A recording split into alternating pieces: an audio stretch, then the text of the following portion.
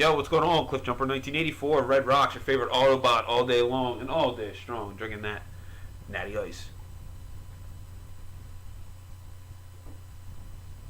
If you haven't read the title yet, we're celebrating Legend of Zelda here with the new trailer of Breath of the Wild that was premiered at E3. If you haven't seen the video yet, before I share my thoughts and opinions and stuff, I'm going to throw the link below to the Nintendo official one, so check that out first and stuff.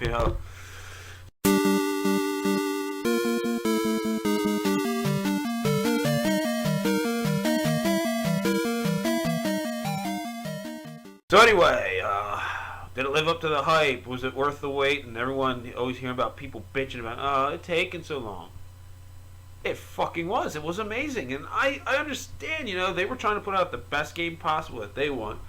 And I, watched it from the beginning. A girl says, hey, Link, awake, and, get awake, awaken, or something like that.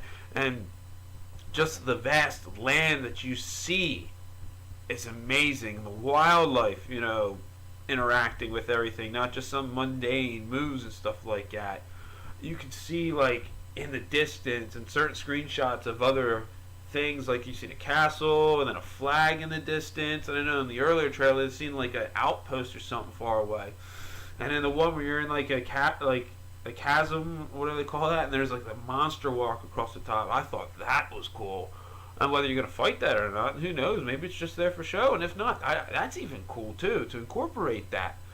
And walking around the land and seeing the art style and everything and how you can interact. You see Link actually take an axe and chop down a tree to, cross a cliff or a chasm or something like that. That's really cool. Pushing a rock over at enemies. The area is very interactive, it looks like. You see him shoot down a beehive, and the bees like trying to mess with one of the enemies. That's amazing. Just all the things you can do.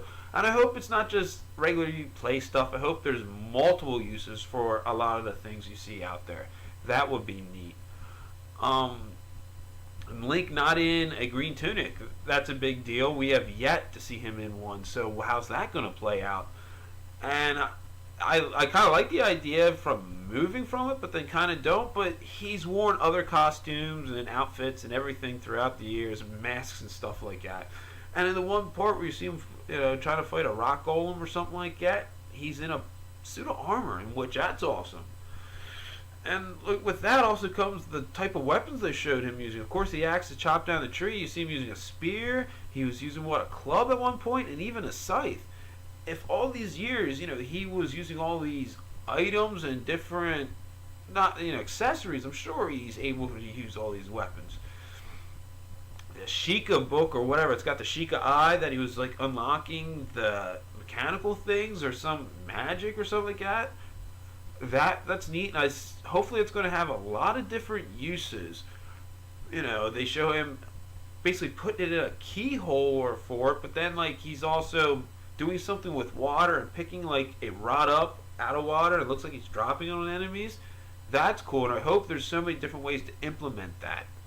That looks very interesting, and I hope it's one of the most diverse items Link's ever held, because a lot of them are starting to get a little mundane, but then yet I haven't played all the games in the series for being one of my 3 favorite video game series.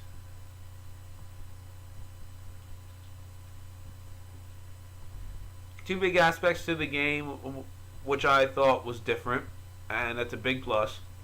First one that they showed right away was him climbing, scaling walls and stuff like that. And it's when a lot of the 2D games you can understand where A Link to the Past he just hopped off cliffs and stuff like that. And it's been mostly a lot of things have been a very flat world.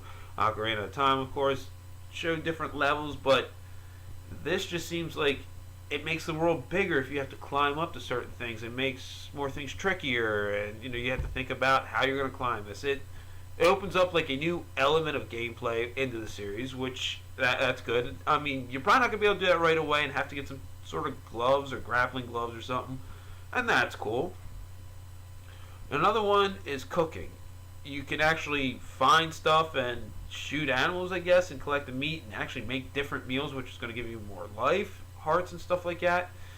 I like that aspect of the game because rarely in the games, if at all. He's 8 something. It's like, that motherfucker. All this adventuring and whooping Ganon's ass and stuff. He needs to eat. Come on right now. Everybody needs to eat. I'm actually getting hungry myself. And just all the stuff they implemented in the game. The art style with some of the cell shading and like the paintbrush kind of around it. It's beautiful looking. It's the best looking Zelda game to date. You cannot deny it's not. And it's so open world from what they're saying. They were basically saying if you wanted to, you can go right to the boss and beat the game if you were that good. You don't have to do all this other stuff. But you have to unlock the whole story. You got to do everything in the game because Link lost his memory. He was resurrected 100 years after something happened. We don't know the full story yet. Did he die? We're not sure yet. Where in the timeline does it place? Everyone's got all their theories out there. What do I think about it in the timeline? I don't know, because no matter what I would say, everyone's like, no, that's wrong. But really, like, everyone can point out here and here and here why certain things don't fit and certain things do. I'm not that good, and people know the lore of Legend of Zelda better than I do. It's only my third video game series, but I haven't played all the other ones. Like I said, there's a lot of games I didn't play. But man, I'm excited to get it. I have a Wii U. I got it real late. It's maybe one of the real reasons I got a Wii U was for Legend of Zelda. And there was a few other games I wanted to play on it, but come on. And it's not going to save the console, but I'm ready for it and I want to buy it.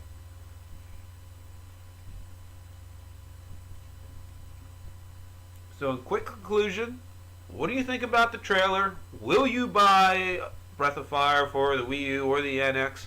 Breath of the Wild. I'm thinking of Fire Emblem right now. I'm stuck on that. But yeah, so what are your thoughts? Maybe your timeline thoughts. What do you think in the timeline? Does it fit? Hey, just throw a comment below, slap a like on this sucker, and hey, till next time, everyone, drink on with me.